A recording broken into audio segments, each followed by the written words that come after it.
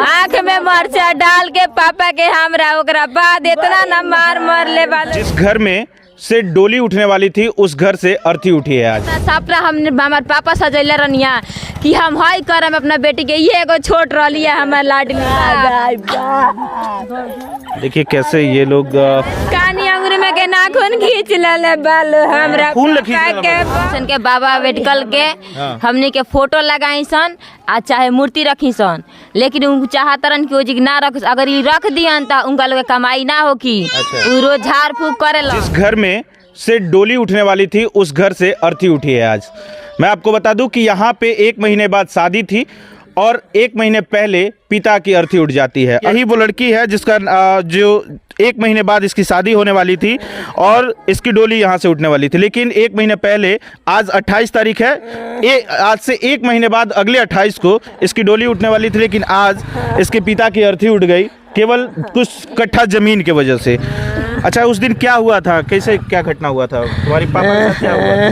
कल पापा वहाँ पर साफ सफाई कर रहे, मम्मी मेरे दोनों भाई था वहाँ पर और साफ सफाई कर रहे थे बाबा साहब का मूर्ति रखने के लिए। इसी में उस अकेला देख लिया वो बसा यादव, छोटू यादव सब मिल के अरे सब जाना हाथवा में केहू रोड ले रहुए, केहू बंदूकिया केहू छारा केहू फिर से हमरा माई के मरवेले। माई तो हमार भाई सन, भाई हमार बचा के भगवान हमरा पापा के माई के ओकिया मरीचवा डाल के आँख में मरचा डाल पापा के मरचा डाल के आँख में मरचा डाल के पापा के हमरा ओकरा बाद इतना न मार ले बालो, कान काट ले बालो, आँख दोनों फोड़ दे बालो, हाई नाक काट दे बालो, हाथ गोड़ टूट गइल बा, पेट के जलन से हमार पापा मर गए। हाई हाथ में के नाखून, कानी अंगुरी में के नाखून खींच ले बालो हमरा खून के बहुत इतना ज्यादा दुश्मनी के जमीन के वजह छुआछूत के जमीन कोनो विवाद रहबे ना कल, ओकर जमीने नहीं के हो दादा, उनका जमीन नहीं खे ना खाली हो पूजे बस करेला, ओकर जमीन हो जान पूजा कर लो। कौन चीज के पूजा कर लो? हो जा जीन बाबा लिखल बा, हो जा जीन बात पूजा करेला। उनका लोग छुआछूत बा, सिर्फ छुआछूत बा। हमनी सन के बाबा मेडिकल के हमनी के फोटो लगाई सन आ चाहे मूर्ति रखी सन, लेकिन उनको चाहतरन कि ओजी ना रख, अगर ये रख दियन त उनका लोग कमाई ना हो की रोज झाड़ फूक करेलन।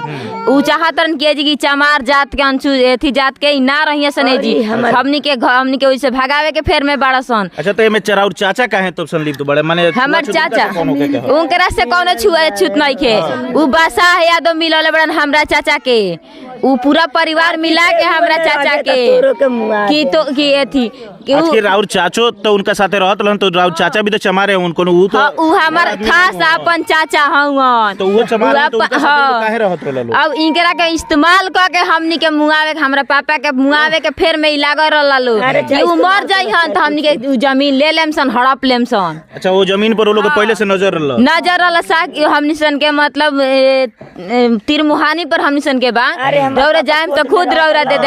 हमार पापा जी कोर्ट में रहत रहनिया, वकालत के काम करत रहनी है, ओकरा बाद से उ ना ई होशियार रहनी है, तो उ सोचत रहसन कि कलम चला के कमा के खियावता, घर बनवा लेलस, बेटी की शादी करता, एगो लड़की के शादी कर देलस कमा के। ऐसन करे के बा उ पहले से सपरा रहसन कि ओकरा बेटी के शादी के होखे के टाइम में ओकरा के मुआ देम सन हमनी सन के। ई बताई हमरा बाहुनी के का होई, अगर उ शादी करे वाला अगर इनकार कर दसन त का होई। अभी तक हमरा घर में एगो रुपया नहीं खे, एगो सामान नहीं खे किनल। इतना सपना हमने हमार पापा सजैले रनिया कि हम हई करम अपना बेटी के, ये एगो छोट रही है हमार लाडली, इंगरा के हमनी के सब कुछ करम से सब कुछ के इंगरा के सुविस्ता देम सन। ई बताई जब उहे आदमी नहीं खी तो हमनी के का होई। हमरा पापा मम्मी के वो नहीं है ना गाड़ी घेर के मरले रहे भाई के, हमरा बुआ अपना जाने से मुआ देले रहे गल वही बेरा एम्बुलेंस लाद के ले गल कौनो ना छुअसन गाँव ये देखिए सर पे इसके चोट लगा है। उस समय फेरसा से मार दिया है वही बेरा के लागल बे। हमरा मम्मी के हाथ 3 जगह टूटल, पैर टूटल। देखिए इनका हाथ जो है, ये देख लीजिए, इनका हाथ जो है मारा गया है। ये इनका हाथ जो है ये अभी तक टेढ़ा है और ये टूट गया था उस समय। इसके पूर्व में जो विवाद हुआ था उस समय इसके सर पे जो लगा था, सर पे चोट लगा था और इसका जो छोटा सा भाई है उसको मारा गया था। तो ये जबड़ा जो है उसका जबड़ा टूट गया था। उसको दूध पीने में प्रॉब्लम हो रही थी, उसको दूध जो है वो रुई वगैरह से पिलाया गया था 6 महीना तक। और सारे जो आप यहाँ पे देख रहे हैं जितनी महिलाएं हैं, ये महिलाएं जो हैं ये इनके रिश्तेदार हैं। ये लोग यहाँ पहुँचे हुए हैं, कल से ही, ये कल का मामला है, कल से ही ये सारे लोग पहुँचे हुए हैं। और ज़मीनी विवाद इस समय पूरा एकदम जोर शोर पे है। प्रशासन को चाहिए कि इसमें तुरंत क्विक एक्शन ले। अभी 2 लोगों की तो अरेस्टिंग हो चुकी है, लेकिन और लोगों की जो लोग बचे हुए हैं उन लोगों की भी जल्द से जल्द अरेस्टिंग करे और इस मामला का निपटारा करे। अच्छा, के बस खाली हमरा पापा के मौत भइल बा, मौत के बदला मौत चाहिए, ओकनी के फांसी चाहिए, ओकनी के फांसी दियाई तो हमरा पापा के आत्मा के शांति मिली। बस इतना रिक्वेस्ट हम करता नहीं, हमरा पापा के आत्मा के तबे शांति मिली। हमर पापा छपटा गइल बा, डॉक्टरी लेके घूमत रही,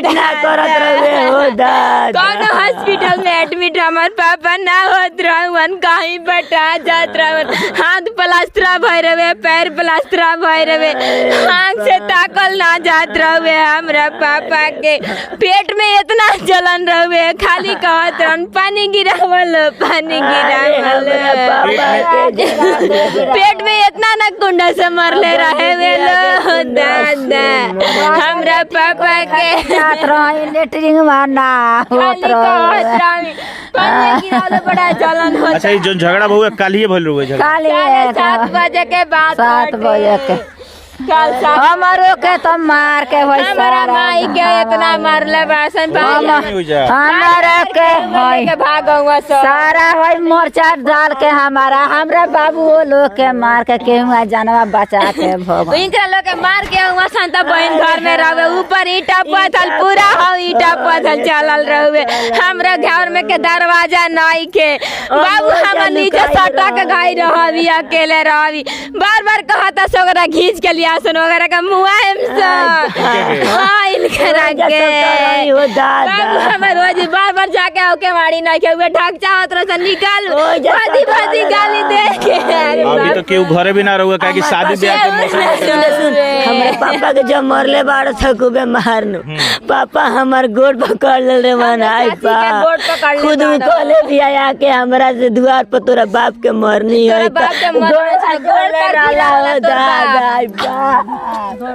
देखिए कैसे ये लोग बेसुध हैं एकदम इस चीज़ को लेके और किस तरह से परेशान है, क्योंकि ये 1 महीने बाद ही इस बच्ची की शादी होने वाली थी। अभी हम घटना स्थल पे ले चलते हैं, आपको वहाँ दिखाते हैं कि घटना स्थल पे किस तरह से घटना को अंजाम दिया गया था।